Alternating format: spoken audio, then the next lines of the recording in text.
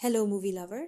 आज हम बात करने वाले हैं कोरिया की new release series my lovely journey के एपिसोड नंबर 3 के बारे में। एपिसोड 1 और 2 ऑलरेडी मेरे चैनल पर अवेलेबल हैं। अगर आपने अभी तक नहीं देखे तो पहले उन्हें देखकर अब तक की स्टोरी समझ सकते हैं। तो चलिए शुरू करते हैं एपिसोड 3 की कहानी। एपिसोड 3 की शुरुआत होती है एक रेस्टोरेंट से, जहाँ कांग योरोम, ओ सांग सिक और ली योन सियोक बैठे होते हैं। उनके सामने बहुत सारा डिलिशियस ट्रेडिशनल फूड रखा होता है। ओ सांग सिक और ली योन सियोक जल्दी जल्दी खाना खत्म करना चाहते हैं, जबकि योरोम को याद आता है कि उसे ये सब चीजें केट स्कॉट के लिए रिकॉर्ड करनी है, इसलिए वो उस खाने की पिक्चर्स और वीडियोस लेने लगती है। कुछ देर बाद खाना खाने के बाद सब लोग रेस्टोरेंट से बाहर आ जाते हैं। अब बाहर खड़े खड़े योरेम ली योन सियोक को ऑब्जर्व करती रहती है। वो नोटिस करती है, लेकिन उसके बारे में अभी तक ज्यादा कुछ जान नहीं पाई होती। इसी दौरान योरेम अपने बॉस ओ सांगशिक को अपने मोबाइल में रिकॉर्ड किए हुए कुछ वीडियोस दिखाती है। वीडियोस दिखाते हुए वो बताती है कि कल जब वो बियो के जंगलों में घूम रही थी तो उसने वहाँ एक ऐसी औरत देखी जो बिल्कुल केट स्कॉट जैसी लग रही थी। अब योरेम ओ सांग से ये समझना चाहती है कि अगर केट स्कॉट सच में कोरिया आई है तो वो यहाँ बुएओ में घूम रही होगी, एंजॉय कर रही होगी। तो फिर सवाल उठता है, अगर केट स्कॉट सच में यहाँ है तो उसने योरेम को इस ट्रिप के लिए क्यों हायर किया है। योरेम की ये सारी बातें सुनकर ओ सांग भी कुछ नहीं बोल पाता। थोड़ी देर बाद योरेम फैसला करती है कि वो बुयो में ही रुकेगी और केट स्कॉट के लिए और वीडियोस बनाएगी। दूसरी तरफ ओ सांग और ली योन सियोक वहाँ से निकल जाते हैं। रास्ते में ली योन सियोक काफी खुश नजर आता है। कुछ देर पहले वो योरेम के सामने बैठा था और साफ लगता है कि उसे योरेम बेहद पसंद है। वहीं ओ सांग, जो पिछले कुछ घंटों से उसके साथ था, अब उसे इतना खुश देखकर काफी हैरान रह जाता है। इसी बीच जब ओ सांग अपने ऑफिस पहुंचता है तो उसकी फाइनेंस मैनेजर उसे बताती है कि मार्केट से जितना भी लोन लिया गया है सब लोग अब अपना पैसा वापस मांग रहे हैं और अगर ये हाल ऐसे ही चलता रहा तो ओजीयू एंटरटेनमेंट पर ताला लगने का भी खतरा है। दूसरी तरफ योरेम, जो अभी भी बुयो में ही रुक चुकी है, एक रेस्टोरेंट में बैठी होती है। वहाँ वो रेस्टोरेंट की ओनर को केट स्कॉट की पिक्चर दिखाकर पूछती है कि क्या उसने इस औरत को कभी यहाँ देखा है। तस्वीर देखते ही रेस्टोरेंट की मालकिन कहती है कि वो इस औरत को तो नहीं जानती, लेकिन हाँ, ऐसी ही दिखने वाली एक औरत को वो यहाँ कई सालों से देखती आ रही है।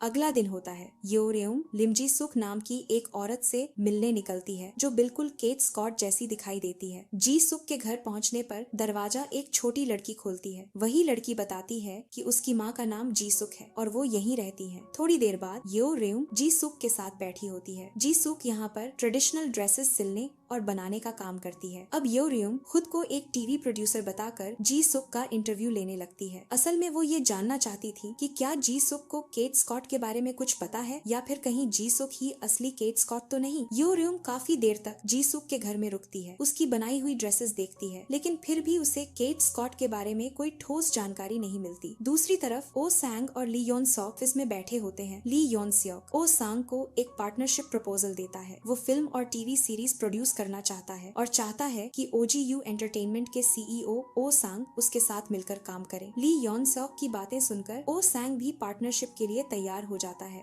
अगले दिन ओजीयू एंटरटेनमेंट के सीईओ ओ सांग अपनी स्टाफ एम्प्लॉई यू हाना को बताता है कि कल ली योन सियोक ने उसे पार्टनरशिप का प्रपोजल दिया था और उसने वो प्रपोजल एक्सेप्ट भी कर लिया है। ये सुनकर यू हाना काफी कंफ्यूज्ड हो जाती है। वो सोच में पड़ जाती है कि आखिर ली योन सियोक उनकी कंपनी के साथ मिलकर कैसी वीडियोस बनाना चाहता है, कैसी फिल्म या सीरीज प्रोड्यूस करना चाहता है, वो कुछ समझ नहीं पा रही होती। दूसरी तरफ रात को बियो के टेम्पल्स में योरेम फिर से पहुंचती है। वो वहाँ इधर उधर घूमकर केट स्कॉट के लिए वीडियोस रिकॉर्ड कर रही होती है। इसी दौरान उसे जीसुक की बेटी जीजू मिलती है जो टेम्पल के पास वॉक कर रही होती है। योरेम सीधे जीजू से पूछती है कि क्या उसने कभी अपनी माँ जीसुक जैसी दिखने वाली किसी औरत को देखा है, शायद केट स्कॉट जैसी। लेकिन जीजू साफ कह देती है कि उसने कभी भी अपनी माँ जैसी दिखने वाली किसी औरत नहीं देखा।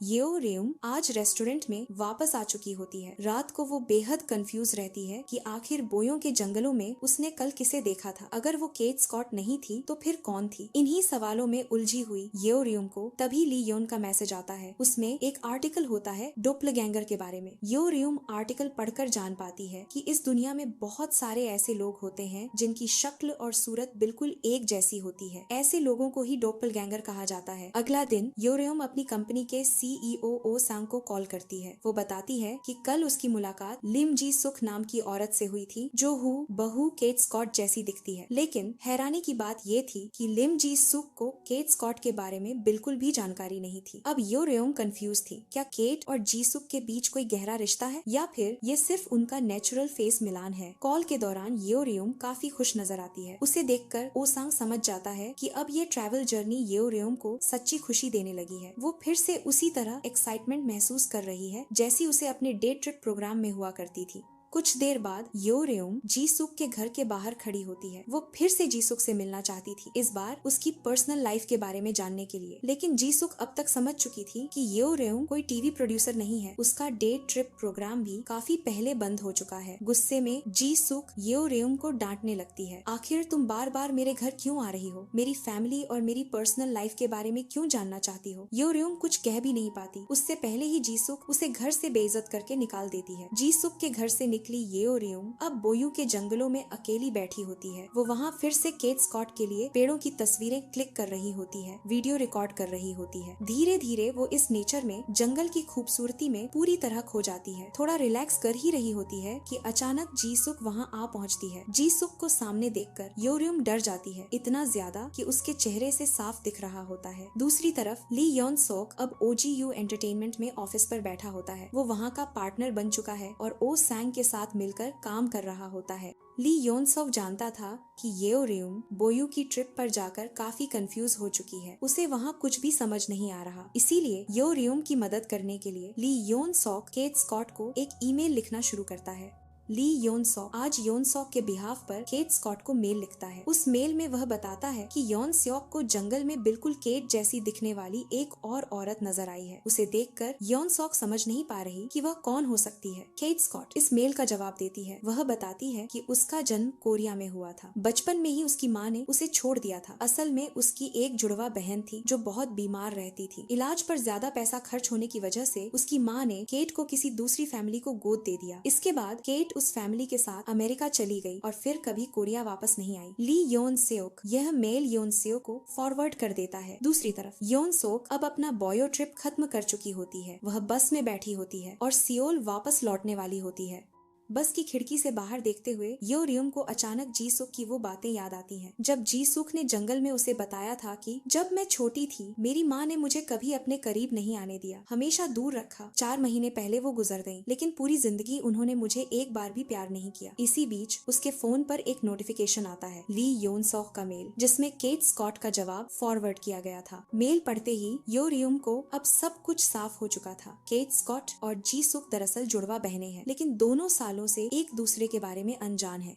यो रेयोंग बिना देर किए बस से उतर जाती है। तेज कदमों से जीसुक के घर की तरफ भागती है। दरवाजे के सामने सांसें फूली हुई यो रेयोंग खड़ी होती है। कुछ ही पलों बाद वो जीसुक के साथ बैठी होती है और वीडियो कॉल कनेक्ट करती है। स्क्रीन पर केट स्कॉट दिखाई देती है। केट और जीसुक की नजरें पहली बार मिलती हैं। दोनों की आंखों से आंसू बहने लगते हैं, जिन्हें एक दूसरे के रिश्ते का कोई पता नहीं था। आज जान चुकी थी कि वो असल में बहनें हैं। कुछ दिन बाद यो रेयोंग जीसुक और उसकी बेटी जीजू को अमेरिका भेज देती है ताकि वो केट स्कॉट से आमने सामने मिल सके। अब यो रेयोंग अपने सफर से सियोल लौट चुकी है। वो OGU एंटरटेनमेंट के ऑफिस में बैठी होती है, चेहरे पर सुकून और दिल में एक अलग सी राहत, क्योंकि उसकी इस यात्रा ने न सिर्फ उसे बल्कि 2 खोई हुई बहनों को भी एक कर दिया था। योन सोक आज केट के लिए एक वीडियो बना रही होती है। इसमें वो केट को थैंक्स कह रही होती है। बताती है कि जब उसके सारे सपने टूट चुके थे और जिंदगी मुश्किल में थी, तब केट उसकी जिंदगी में आई। केट ने उसे बुयायो जैसी नई जगह जाने के लिए राजी किया। योन सोक पहले डर रही थी, लेकिन वहाँ जाकर उसने वीडियोस बनाई और अब वो बता रही है कि उसने इस ट्रैवल जर्नी को बहुत एंजॉय किया। वो बार बार केट को थैंक्स कहती है और बताती है कि वो इस ट्रिप और दोनों बहनों जीसुक और केट स्कॉट को कभी नहीं भूल पाएगी। ये दोनों बहनें 45 साल बाद पहली बार मिली थी। अगले दिन योन सोक